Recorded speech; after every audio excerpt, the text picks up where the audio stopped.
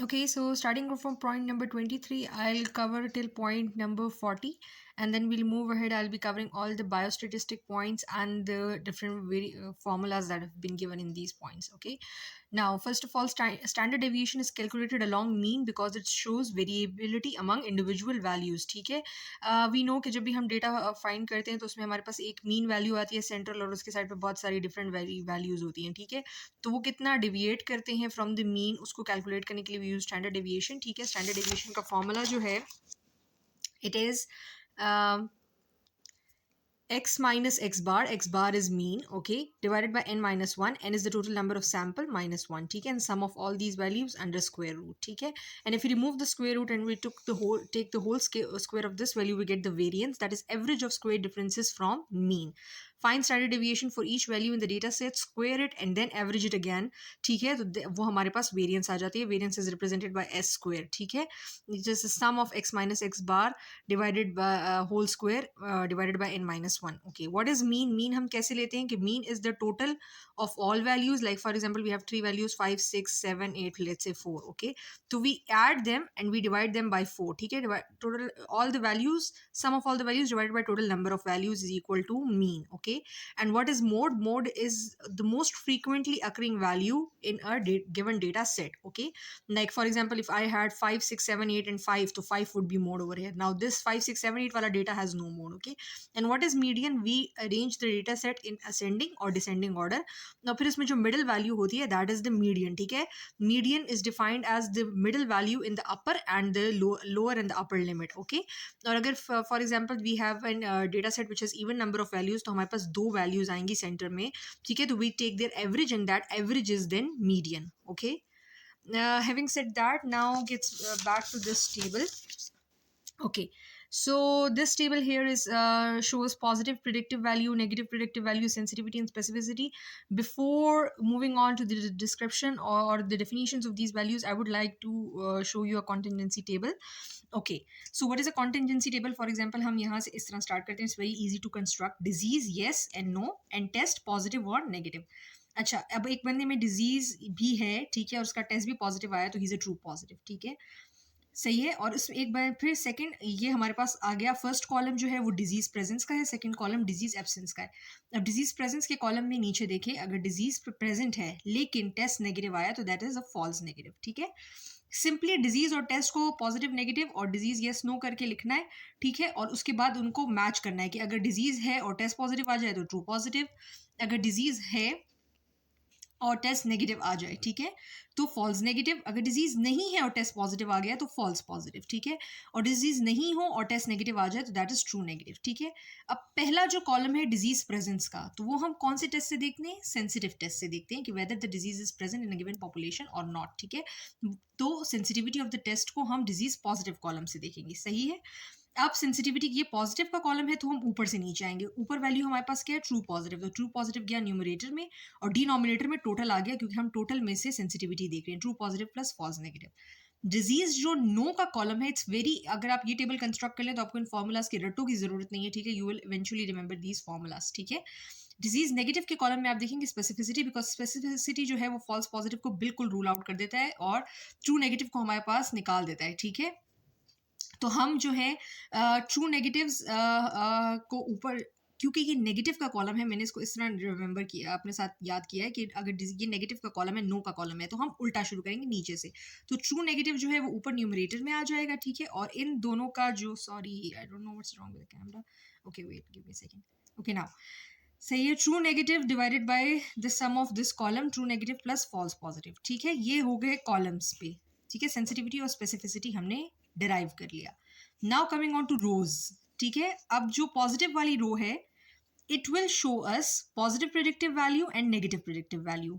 ठीक है, पॉजिटिव वाली रो में हमारे पास ये पॉजिटिव की रो है, तो अगेन ट्रू पॉजिटिव ऊपर न्यूमरेटर में जाएगा और दोनों का सम जो है true positive plus false positive हमारे पास जो है वो डिनोमिनेटर में जाएगा. ठीक है, मतलब out of all the positive, true positive कितने हैं? ये पॉजिटिव प्रिडिक्टिव वैल्यू है. ठीक है, और ये नेगेटिव प्रिडिक्टिव वैल्यू जो है हमारे पास, ओके ये सेकेंड, नेगेटिव प्रिडिक्टिव वैल्यू जो है ये फिर से नेगेटिव की रो है, ठीक है, तो हम नेगेटिव वाली वैल्यू को पहले लिखेंगे, सॉरी जो बाद वाली वैल्यू उसको पहले लिखेंगे कि उल्टा हो जाएगा, ठीक है। तो true negative divided by F N plus T N, ठीक है, तो हमारे पास नेगेटिव प्रेडिक्टिव वैल्यू का फॉर्मूला आ गया। अब पॉजिटिव प्रेडिक्टिव वैल्यू और नेगेटिव प्रेडिक्टिव वैल्यू ये प्रेवलेंस ऑफ द डिजीज पे डिपेंड करती हैं। जितना ज़्यादा डिजीज प्रेवलेंट होगा तो उतनी ही एक पॉपुलेशन में पॉजिटिव प्रेडिक्टिव वैल्यू हाई होगी। तब अगर एक डिजीज बहुत प्रेवलेंट है, for example TB in our society, तो अगर 100 लोग पॉजिटिव आए तो देयर इज अ पॉसिबिलिटी कि 90 लोग उसमें से ट्रू पॉजिटिव है, ठीक है। लेकिन अगर एक डिजीज की प्रेवलेंस बहुत कम है, लेट्स से अगर हमारी सोसाइटी में जो है वो एंथ्रेक्स बहुत कम है, ठीक है, तो हम कहते हैं कि इसमें अगर हमारे पास 100 पॉजिटिव आए हैं तो इसकी जो नेगेटिव प्रेडिक्टिव वैल्यू है वो हाई होगी, 90 इसमें नेगेटिव होंगे, ठीक है। तो lower the prevalence higher is the negative predictive value, and higher the prevalence higher is the positive predictive value, okay. ये हमारे रिलेशंस हैं, ठीक है। बाकी सेंसिटिविटी और स्पेसिफिसिटी जो है वो डिजीज प्रेवलेंस के साथ जो है वो वेरी नहीं करते, ठीक है। They are the parameters of a test, कि एक टेस्ट कितना सेंसिटिव है और एक टेस्ट कितना स्पेसिफिक है, वो टेस्ट कितने ट्रू पॉजिटिव पिक कर सकता है out of all the positives, और एक टेस्ट कितने ट्रू नेगेटिव को एक्सक्लूड कर सकता है out of all the results we have gotten of a test, ठीक है। सही है। Now having said all this, let's come to the definitions which are given here in Rafiullah. Okay. Positive predictive value, likelihood that a person with a positive test result actually has the disease, ठीक है, मतलब true positive और false positive में से true positive pick करना. Negative predictive value, likelihood that a person with a negative test result is actually free of the disease. True negative और false negative में से true negative को pick करना. Okay. Sensitivity जो है, sensitivity measures the extent to which a laboratory test is positive in patients, ठीक है, कितने पॉजिटिव को ये पिक कर लेता है. Specificity measures the extent to which a laboratory test is negative in healthy patients, ठीक है, मतलब वो हेल्दी पीपल को एक्सक्लूड कर देगा specific test, okay. Now a test which has a true positive property, sensitivity. हमने अब आपको इस स्टेटमेंट की समझ आ रही होगी कि वाई ट्रू पॉजिटिव प्रॉपर्टी, क्योंकि सेंसिटिविटी के जो फॉर्मूला है उसमें न्यूमरेटर हमारे पास क्या है, हम ट्रू पॉजिटिव्स पिक कर रहे हैं, ठीक है. A test which excludes non-affected patients completely, specificity. Ability of a test to rule out disease is known as specificity. Which test rule out the non-diseased, specificity, ठीक है. Negative in healthy people, ये specificity की property है. Progression of the disease is best studied by predictive values, ठीक है. Regarding the positive predictive value, find positive true in positive patient. It also comes as positive predictive value positive among positive. Positive predictive value proportion of true positive in all positives. On follow-up, progression of the disease is estimated by predictive validity. Okay, now I would like to define what a predictive validity is. ये exactly same thing है but it just slightly different words. Positive predictive value की तरह ही है. Degree to which test scores accurately predict the scores on the criterion measure, ठीक है. Sensitivity and specificity define discriminative power of a diagnostic test, whereas predictive values relate predictive ability of a test to identify disease or its absence in the individuals. I hope it helps you out. Okay, now Kaplan mayor curve. अच्छा, ये survival of the patients के लिए use होता है and most commonly used in the oncological patients, ठीक है.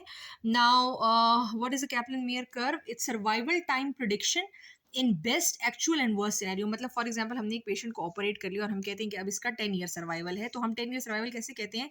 वो average होता है बेस्ट और वर्स्ट सिनेरियोज का, कि अगर वर्स्ट हुए तो ये 5 साल रहेगा, बेस्ट हुए तो 15 साल रहेगा. हम एवरेज निकाल लेते हैं, हम कहते हैं कि 10 साल जो है वो इसका एक्चुअल सिनेरियो में, क्योंकि आपके साथ अच्छी चीज़ें भी हो सकती हैं कि है ना, आपके साथ बुरे केसेस भी आ सकते हैं, रिकरेंस हो सकता है, कुछ भी हो सकता है, प्रोग्रेशन ऑफ द डिजीज हो सकता है, ठीक है. तो कैप्लन मेयर कर्व जो है worst, best and actual scenarios को कंपेयर करता है, ठीक है, हमारे पास for measurement of survival. Okay. Okay, now point number 24. 4 ml vial of 2% lignocaine contains how much lignocaine? Answer is 80 mg. कैसे कैलकुलेट किया है? 2% lignocaine का मतलब है कि 2 ग्राम इन 100 ml ऑफ द सोल्यूशन, ठीक है. 2 ग्राम इन 100 ml, ठीक है. तो सॉरी, ये 100 ml है. अच्छा, फिर जो है 1 ग्राम में कितने 1000 mg होते हैं, तो 2 ग्राम्स में 2000 mg आ गया. 2000 mg हमारे पास 100 ml में है, तो अब उन्होंने हमसे क्या मांगा है कि 4 ml में कितना होगा. तो वही बचपन वाले न्यूमेरिकल्स की तरह कि 1 ml का पहले हम फाइंड कर लेते हैं. तो 2000 को आप 100 पे डिवाइड करेंगे, जीरोज एंड गो विद 0. 20 आ गया आपके पास. 1 ml में 20 है, तो 1 ml में अगर 20 है तो 4 में कितना होगा? 20 इंटू 4 इज इक्वल टू 80, ठीक है. 80 mg आ गया. Now it's simple math, okay. Now HB is 10, oxygen saturation is 90%, ठीक है. PaO2 is 60. Calculate oxygen content. Answer 13 है. ऑक्सीजन कंटेंट का फॉर्मूला याद कर लें कि 1 ml ऑफ HB जो है, सॉरी 1 ग्राम ऑफ HB जो है, it will carry 1.34 ml of oxygen, ठीक है, into the saturation, कि हमारा saturation rate कितना है, multiplied added with the product of 0.003 multiplied by the arteriolar pressure of oxygen, ठीक है. तो अब इसमें हम वैल्यूज पुट करते हैं. एच बी हमारे पास कितना है, देखें 10 है, ठीक है. 10 इंटू 1.34 आ गया, सही है. मल्टीप्लाई बाय 90% हमारे पास आ गया, तो 90% इज 0.9, ओके. फिर आर्टीरियोलर प्रेशर हमारे पास कितना है, प्लस 60 इंटू 0.003, ठीक है. And I don't know if calculators are allowed in or not in part 1, but they should be, because in getting deriving the answer of all this you cannot do the ratta for like all the options, ठीक है. तो आपको you will be needing a calculator, ठीक है. तो ये हमारे पास यहाँ पे वैल्यूज पुट हो गई, ठीक है. And even if at least you guys should carry a pencil with yourself, ताकि अगर इस तरह की कोई कैलकुलेशन वगैरह आ जाए तो you can do at least rough calculation और समथिंग, ओके. तो ये जो है 12.24 आ रहा है, which will be round about 13, okay. Oxygen delivery to tissues, cardiac output multiplied by the oxygen content of the blood, one another formula, ठीक है. यहाँ पे हमारे पास cardiac output given नहीं है, oxygen content of the blood के साथ multiply करके we can oxygen content of the blood जब हमारे पास आ जाए, that's 13, तो उसके cardiac output से multiply करके we can get the oxygen delivery to tissues. Remember these two formulas by heart, ठीक है. बाकी there is a small tip कि if you want to carry a pencil with yourself, so it would be good. Okay, calculate the median of 40, 20, 25, 30, 25. सबसे पहले तो हम इसको ascending या डिसेंडिंग ऑर्डर में अरेंज कर लेंगे. यहाँ पे असेंडिंग भी किया, 20, 20, 25, 25, 30, 35, 40, 40, ठीक है. ये हमारे पास इवन सेट ऑफ नंबर्स है, तो 25 प्लस 30 का एवरेज ले लिया, 35/2, 27.5 जो है हमारे पास मीडियन है, ठीक है. Okay, urine concentration is 100, urine flow rate is 2, plasma concentration is 10. ये हाइपोथेटिकल वैल्यूज हैं, ओके. Calculate clearance. क्लियरेंस का क्या फॉर्मूला है, UV/P, ठीक है. You can also remember it UV into CP, ठीक है. क्लियरेंस इंटू प्लाज्मा कंसेंट्रेशन, ठीक है, multiply by urine flow rate into urine concentration, ठीक है. ये यूरिन फ्लो रेट जो है वो V है, यूरिन कॉन्सेंट्रेशन इज 100, ठीक है. 100 into 2 divided by plasma concentration 10, ठीक है, तो 20 आंसर आ गया, ठीक है. Also remember, memorise this formula, UV is equal to CP, okay. Calculate clearance. Clearance again is equal to UV/P, ठीक है. यूरिनरी फ्लो इन्होंने हमें दिया हुआ है, V हमारे पास आ गया है 20, ठीक है. और कंसनट्रेशन आ गई यूरिन की 10, U इज कॉन्सेंट्रेशन, 10 इंटू 20, ठीक है, डिवाइडेड बाय प्लाज्मा की कॉन्सेंट्रेशन क्या है, plasma flow, plasma concentration, okay, it's 20 ml, ठीक है. 20 आ गया है, तो 10 आंसर है हमारे पास, ठीक है. अक्सर यहाँ पे वैल्यूज थोड़ी सी गलत हुई, कॉन्सेंट्रेशन की नहीं है यूनिट, ठीक है. लेकिन खैर anyways you just have to get through the MCQ, okay. Regarding alveolar, point number 29, regarding alveolar ventilation, tidal volume minus dead space into respiratory rate per minute, ठीक है. क्योंकि हमारे पास जो भी एयर हम इनहेल करते हैं, ठीक है, उसमें से डेड स्पेस में भी थोड़ी सी चली जाती है, ठीक है. तो वो थोड़ा सा कितना होता है, 150 ml होता है, ठीक है. और एक टाइडल वॉल्यूम हमारे पास वी ऑल नो 500 से रेंज करता है, ठीक है. 500 है, 500 ml at when we are inspiring, ठीक है, साइलेंटली, ठीक है. तो साइलेंट इंस्पायरेशन की 500 ml होता है, -150, तो 350 ml हमारे पास इनटू ब्रेथ्स पर मिनट कर लेंगे, तो हमारे पास टोटल एल्वियोलर आ जाएगी वेंटिलेशन. तो फॉर एग्जांपल अगर किसी का रेस्पिरेटरी रेट 10 है, तो 500 ml पर मिनट जो है उसका एल्वियोलर वेंटिलेशन है, ठीक है. This formula as well, alveolar ventilation VT minus VD, ठीक है, tidal volume minus dead space volume into breaths per minute to get the alveolar ventilation, okay. Now moving on to point number 31. Calculate the alveolar ventilation rate where tidal volume is 350 ml, dead space is 100 ml and respiratory rate is 18. Same formula, लेकिन इसमें हमने values different दी हैं, ठीक है. 350 minus 104, 350 minus 100, 250 आ गया, into 18 जो है हमारे पास 4500 ml आ गया, ठीक है, ओके, ठीक है, सही है.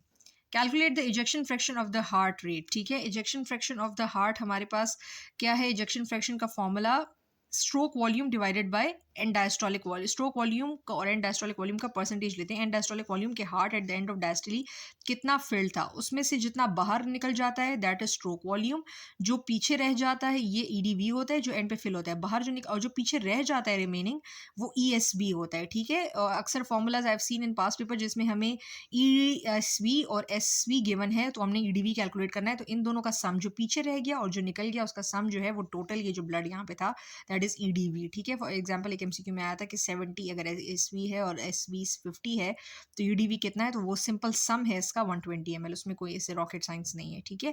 दोनों को सिर्फ ऐड करना है, ठीक है। इजेक्शन फ्रैक्शन क्या है, इजेक्शन फ्रैक्शन ये होता है कि ये एंड पे कितना फिल्ड था और उसमें से स्ट्रोक वॉल्यूम निकल गया, तो दोनों का परसेंटेज क्या, हमारे पास टोटल था 100 और उसमें से 50 निकल गया, तो 50/100 50% इजेक्शन फ्रैक्शन है, ठीक है, परसेंटेज में आ गया। अब हमारे पास यहाँ पे हार्ट रेट गिवन है, ठीक है, कार्डियक आउटपुट गिवन है लेकिन स्ट्रोक वॉल्यूम नहीं गिवन, ठीक है। तो हमें पता है कि cardiac output is equal two stroke volume into heart rate, ठीक है। तो कार्डियक स्ट्रोक वॉल्यूम का क्या फॉर्मूला आ जाएगा, cardiac output divided by heart rate, ठीक है। तो हम कार्डियक आउटपुट हमारे पास 5600 ml गिवन है, ठीक है, 5600 को 70 पे डिवाइड कर लेंगे, विल गेट 80 हमारे पास आ गया। Stroke volume and diastolic volume कितना था 160, तो 80/160 इज 50%, ठीक है। How much gets pumped out of the heart, ठीक है। Now point number 33, systolic pressure 132 and diastolic 66, what is the mean arterial pressure. अच्छा, मैप का हमारे पास फॉर्मूला है दो, लेकिन हम उसको पल्स प्रेशर से भी कैलकुलेट कर सकते हैं और डायरेक्ट डायस्टोलिक और सिस्टोलिक प्रेशर से भी कर सकते हैं। If you wanted to do from directly from the given values systolic और डायस्टोलिक, तो 2/3 of diastolic pressure plus 1/3 of systolic pressure, 2/3 diastole and 1/3 into systole. इसको इस तरह भी रिमेंबर कर सकते हैं कि हार्ट अपना 2/3 टाइम जो है वो डायस्टली में स्पेंड करता है, ठीक है। तो 2/3 of diastolic pressure and 1/3 of systolic pressure, तो ये हमारे पास 88 आ जाएगा। दूसरा तरीका ये है कि पल्स प्रेशर को कैलकुलेट कर ले। Pulse pressure is systolic pressure minus diastolic pressure, 132 में से 66 माइनस कर लें, हमारे पास 66 आ जाएगा, ठीक है। तो diastolic pressure plus 1/3 of the pulse pressure, तो 1/3 of 66 is 22 and diastolic pressure हमारे पास कितना है 66, तो 66 प्लस 22 88, दोनों तरीकों से we get the same answer, ठीक है। So pulse pressure, going again, revising these, systolic minus diastolic. MAP का formula 2/3 of diastolic plus 1/3 of systolic, या diastolic plus 1/3 of pulse pressure. Okay. Now, point number 34, maternal mortality is maternal deaths per 100,000, ठीक है, of live births, ठीक है। MMR is number of maternal deaths divided by total number of live births into 100,000, ठीक है। Perinatal mortality rate and stillbirth are calculated in the first week, ठीक है। Okay, neonatal mortality rate up to 28 days होता है हमारे पास, ठीक है। यहाँ ये फॉर्मूला जिसमें डिनोमिनेटर मांगा है 100,000, ठीक है। Steady state concentration of the drug is achieved by initially giving loading dose and then maintenance dose. Half life of dopamine is 2 minutes, at which time there will be constant level of dopamine in plasma after administering, that is 9 minutes. Actually ये 10 बनता है, I'll explain how. अच्छा देखिए, जब आप drug देते हैं ना, अच्छा पहले स्टेडी स्टेट कॉन्सेंट्रेशन है क्या, it is a dynamic equilibrium in which drug concentrations consistently stay with in therapeutic limits for long, ठीक है। क्लिनिकली 4 to 5 हाफ लाइफ्स के बाद आपको जो है स्टेडी स्टेट मिल जाता है, ठीक है। और स्टेटिस्टिकली 7 हाफ लाइफ्स, स्टेटिस्टिकली आपको अगर 100% अचीव करना है तो उसके लिए जो है 7 हाफ लाइफ्स लगती हैं। फर्स्ट हाफ लाइफ आपने दे दी तो उसके बाद 50% ऑफ द ड्रग पीछे बच गया, ठीक है। अब आपने इसी टाइम पे जब एक हाफ लाइफ होगी सेकंड ड्रग दिया, अब आपके पास टोटल कितना आ गया 150, ठीक है। जब सेकंड हाफ लाइफ गुजर गई तो अब इसका आधा रह जाएगा, तो हमारे पास पीछे कितना रह गया 75%, ठीक है। अब 75% रहता था, आपने 100 और दे दिया, अब आपके पास 175 आ गया, ठीक है। अब थर्ड हाफ लाइफ गुजरेगी तो इसका आधा रह जाएगा पीछे, तो इसका आधा कितना 87.5, ठीक है। अब 87.5 था, आपने फिर एक और बार ड्रग का जो है डोज दे दिया है, ठीक है। तो अब 187.5 आ गया, ठीक है। जब एक और हाफ लाइफ गुजरेगी that is fourth half life, तो आपके पास पीछे 187.5 का हाफ रह जाएगा, that will be equal to 93.75, ठीक है। और फिर आप इसी तरह ऐड करते जाए 193 देना, फिर उसका फिफ्थ हाफ लाइफ के पास आपके पास रह जाएगा। तो क्लिनिकली 4 to 5 हाफ लाइफ्स में हमारे पास स्टेडी स्टेट अचीव हो जाता है, ठीक है। थोड़ा सा ये इस पे टाइम लगेगा, 1-2 मिनट इस पे जरा वो कर ले, ठीक है। तो यू विल गेट के व्हाट आई एम सेइंग, ठीक है। 50 था, 100 दिया, 150 का आधा 75, 175 का आधा 87.5, थर्ड हाफ लाइफ गुजरेगी। जैसे जैसे एक हाफ लाइफ गुजरती जाएगी, जो जितना total amount of the drug हो उसमें से हाफ होगा ना, ठीक है। तो दैट सिंपल, ठीक है। And now moving on to this, ठीक है। तो ये इसी तरह 5 half life 97% of steady state will be achieve, so multiply 2। आप सिंपली बस इसको याद रख लें कि 5 हाफ लाइफ पे तो 2 इंटू 10 कर लें तो आपके 2 इंटू 5 कर लें तो 10 आ जाएगा, ठीक है। और क्लोजेस्ट ऑप्शन जो था वो 9 था, सही है, in the CPSP paper. Okay, now thiopentol has 15 minutes duration due to rapid distribution, ठीक है। और ये हाइप्नोसिस कॉज करता है almost 30 to 40 seconds, is a short acting barbiturate, ठीक है। और जनरल एनेस्थेटिक एनेस्थीसिया के टाइम पे यूज करते हैं। 45-year patient on digoxin therapy for CCF develops signs and symptoms of digoxin toxicity. Blood analysis shows digoxin level to be at 4 nanograms per ml. How long should digoxin plasma half-life 36 hours be withheld so that plasma levels fall to a safe and therapeutically effective contraction of 1 nanogram 72 hours, ठीक है। अब जो है digoxin की half life हमारे पास 36 hours है, ठीक है। तो 36 आवर्स के बाद ये 4 नैनोग्राम कितने पे आ जाएगा, 2 नैनोग्राम पे, ठीक है। और इसका थेरेप्यूटिक जो है हमारे पास इफेक्टिव 1 ग्राम तक हमने इसको लाना है, ड्रॉप करना है। तो फिर 30 हम अगले 36 आवर और वेट करेंगे तो वो 2-1 पे आ जाएगा। So we have to wait 2 half lives, that is 72 hours to get down from 4 to 1 nanogram per ml. Okay. Okay, now point 37. HIV positive and negative patient values 10,050 and 9,000. No, sorry, 99,020. Yes, calculate the sensitivity. Okay, note as this question was in paper, so I've included this, but this question is incomplete. So we have the explanation and understanding here of another question. फिर ये another scenario दिया हुआ है हमारे पास, rapid finger prick blood test to help diagnose DVT is DVT development. Okay. Comparing the test to the current standard techniques, a study is done on 1,000 patients from the below values. Calculate the specificity of the new test. Okay, specificity का वही formula है TN by TN plus FP. ठीक है, from the given values you have to 680 plus by 780 है. The sensitivity is 200 by 220. You just have to put in the formulas over here. Okay, there are 2 groups of pregnant women. 100 working and 110 housewives. 40 working women had low birth weight babies, while 21 housewives had low birth weight babies.